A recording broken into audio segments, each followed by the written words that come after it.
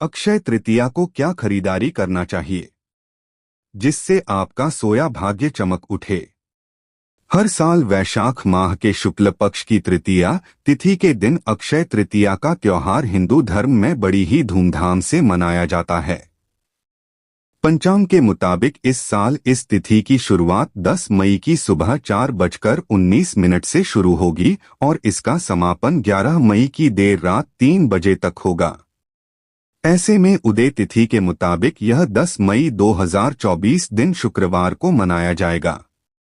अक्षय तृतीया पर भगवान विष्णु और माता लक्ष्मी की विधिवत पूजा अर्चना की जाती है। धार्मिक मान्यता के मुताबिक इस दिन श्रीहरि और मां लक्ष्मी की पूजा करने से घर में सुख, समृद्धि, वैभव और धन का आगमन होता है। अक्षय तृतीया तिथि को शुभ मानने के पीछे कई कारण हैं। इस दिन ऐसी तमाम शुभ घटनाएं घटी हैं जिनके बारे में तमाम लोगों को जानकारी नहीं है। अक्षय तृतीया को लेकर कहा जाता है कि वैशाख के समान कोई मास नहीं है, सतयुग के समान कोई युग नहीं है, वेद के समान कोई शास्त्र नहीं है और गंगाजी के समान कोई तीर्थ नहीं है और उसी तरह अक्षय तृतीया के समान कोई तिथि नहीं है।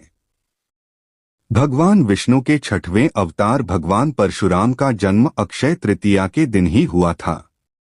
इस दिन को परशुराम जयंती के तौर पर भी मनाया जाता है।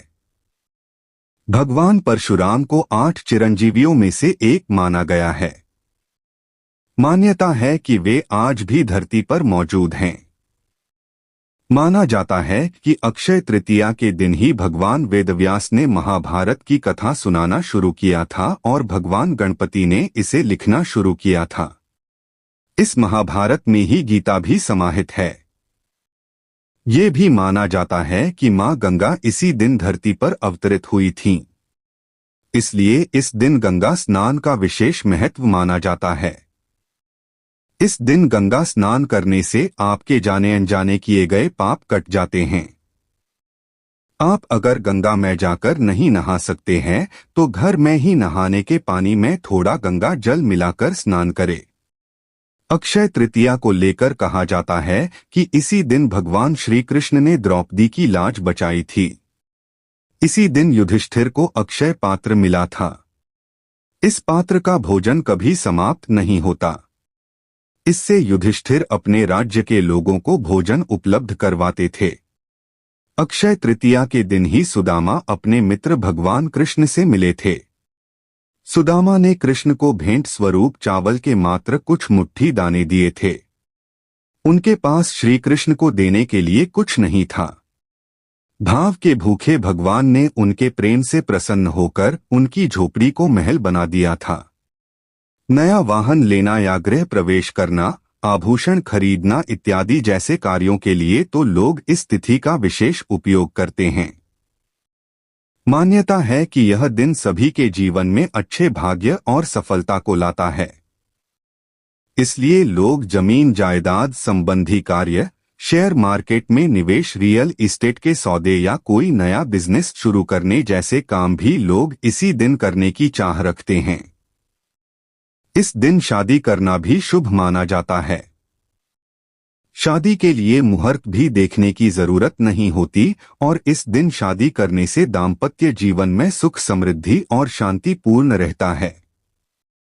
अक्षय तृतीया के विषय में मान्यता है कि इस दिन जो भी काम किया जाता है उसमें बरकत होती है। यानी इस दिन जो भी अच्छा काम करेंगे उसका फल कभी समाप्त नहीं होगा। अगर कोई बुरा काम करेंगे तो उस काम का परिणाम भी कई जन्मों तक पीछा नहीं छोड़ेगा। धरती पर देवताओं ने 24 रूपों में अवतार लिया था।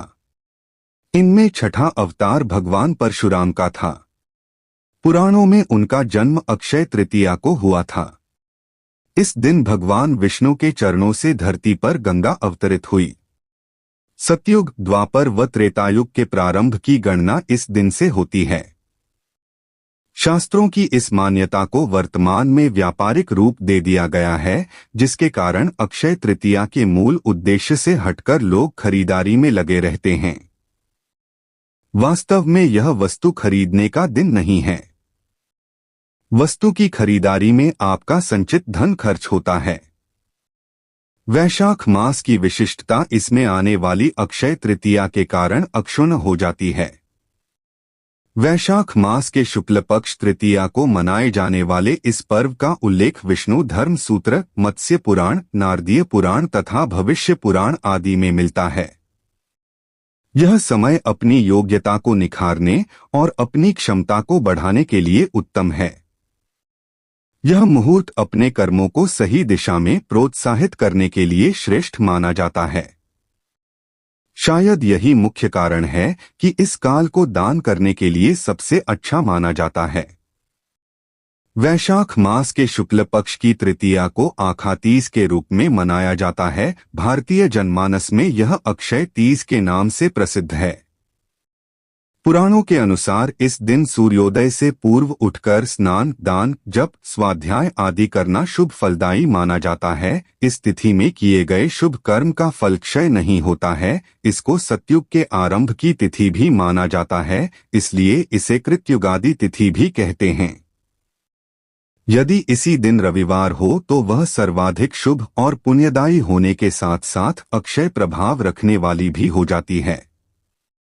मत्स्य पुराण के अनुसार अक्षय तृतीया के दिन अक्षत, पुष्प, दीप आदि द्वारा भगवान विष्णु की आराधना करने से विष्णु भगवान की विशेष कृपा प्राप्त होती है तथा संतान भी अक्षय बनी रहती है। दीन दुखियों की सेवा करना, वस्त्रादि का दान करना और शुभ कर्म की ओर अग्रसर रहते हुए मन, वचन व अपने कर्म से अपने मनुष्य धर्म का पालन करना ही अक्षय तृतीया पर्व की सार्थकता है। कलयुग के नकारात्मक प्रभाव से बचने के लिए इस दिन भगवान विष्णु की उपासना करके दान अवश्य करना चाहिए। ऐसा करने से निश्चय ही अगले जन्म में समृद्धि, ऐश्वर्य व सुख की प्राप्ति होती है।